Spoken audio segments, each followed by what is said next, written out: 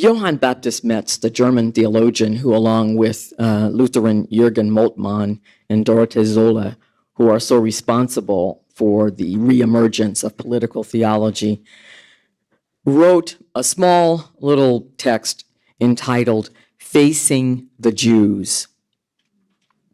And in it, he says, in order to experience and understand what it means to be a Christian, it is always necessary to recognize a definite historical situation. To talk about being, I'm not going to talk about anything that's metaphysical, but I want to talk about what it means to be, what it means to live, to be embodied in the world. And Jesus, both before and after his death, radically clarifies the meaning of being embodied in the world.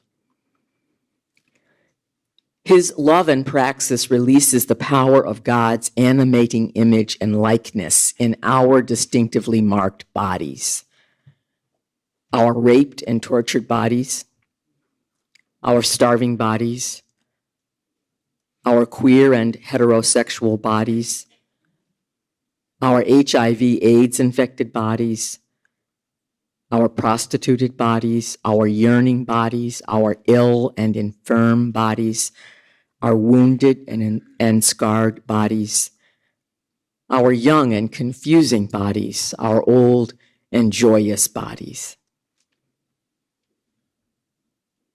We cannot stand silent then before war and death, incarceration and torture, rape and queer bashing, pain and disease, abuse of power and position. Otherwise, we are complicit with a kind of sacrilegious anti-liturgy that discards the bread of life.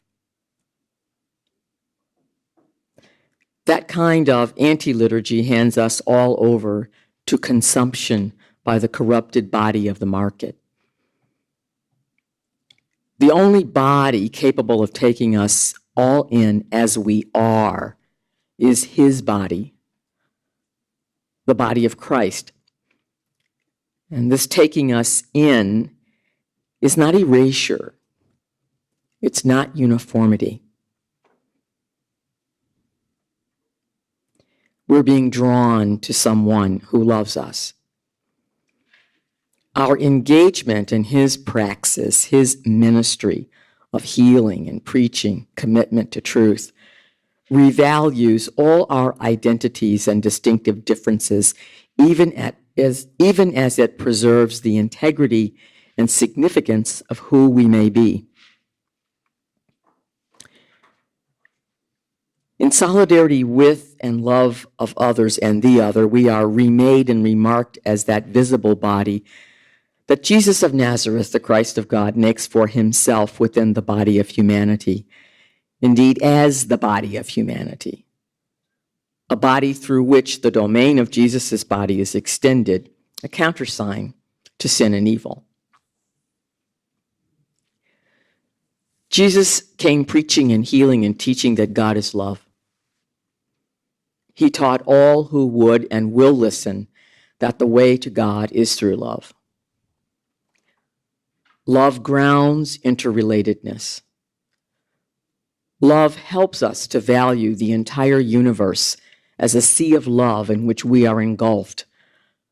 For conscious of the living point or center of love within ourselves, we are unable to catch sight of the boundaries of this love. Love privileges intimacy and passion over instrumentality and violence, solidarity and generativity over self-regarding self-determination and predation. Love grounds interrelatedness. Love grounds our being as ourselves and as together.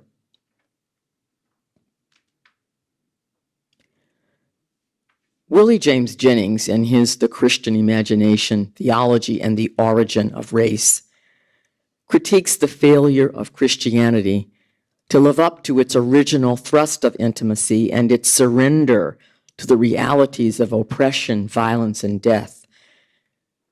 if not of bodies, then most certainly of ways of life, forms of language, and visions of the world. What happens, he asks, to the original trajectory of intimacy? What happens, I ask, to love? What happened to love? What has thwarted the deepest reality of Christian social imagination? What happened to love? The collusion and complicity of Christianity, indeed Christian theology as well, in conquest and enslavement, land expropriation and exploitation, colonialism and neocolonialism fly in the face of love. When we speak about love in this way, we are not speaking about anything that is romantic or utopian. We are not speaking about anything sentimental or saccharine. Recall what Dostoevsky famously put it, love in action is a harsh and dreadful thing compared with love in dreams. We know this because of Dorothy Day. Love in action is a harsh and dreadful thing compared with love in dreams. Love expresses itself concretely in option and action, and it calls for the radical disposal of ourselves for, on behalf of, and with others, especially those whom society deems poor, marginalized, and despised. Only love can save us, all of us, human and non-human, all God's creatures. Only love can save us, all of us who are God's creatures. God is love, and as love generates the ground and possibility of all loving and being, we humans need to learn to love, to learn agapic love. Nothing sentimental or fleeting, but something that grasps the interrelatedness of all creation. We need to learn to love matter, to love nature, to love the earth. We need to learn to love other humans simply, openly, honestly, fearlessly. Love is radical. It defies death with fidelity and refutes defeat with constancy. It reverences and delights in the other, and it still seeks union. Only love, divine love, can save us. Only divine love knows how. Only divine love can fix us. Only divine love knows how.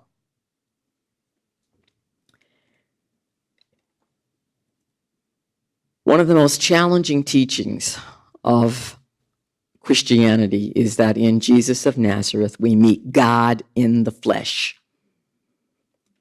God takes on our humanity. And Jesus spent his time on earth. God in Jesus spent his time on earth, engaging all who would come lovingly.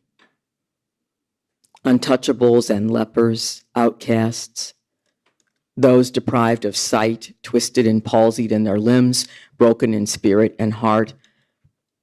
He came to them to reimagine human liberation and flourishing. If we are able to do this, then we need to reimagine human liberation and flourishing. So we must embrace the abandoned body of Christ in all the gardens of Gethsemane that shrivel human flourishing around the globe. Places of sorrow where the bodies of the poor, of women, of dark and despised people are left to rot in filth and crime and disease. We must seek and find those broken bodies, beaten, abandoned, and left for dead by the side of the global highway. We must seek and find and reveal the body of Christ erased in the media, found in political spectacles that surround the deaths of poor, dark Mexican women in Ciudad Juarez. We must hold tightly in our arms the bodies of Christ murdered because of our wanton swagger and impunity, our senseless, bigoted fears, and our naive and biased legislation. We must embrace the one suffering body of Christ and console it. Otherwise, we destroy our hope in the communion of the resurrection. This embracing, this seeking, this finding, holding, hoping, constitutes then our praxis of solidarity, our praxis of being human. Our reimagining and acting in the here and now for the eschatological healing and building up of the battered body of broken bones, broken hearts, and broken lives. We gather this all up into a mystical body with Sophia as its head. This is what being means. This is what being is. This is what being does.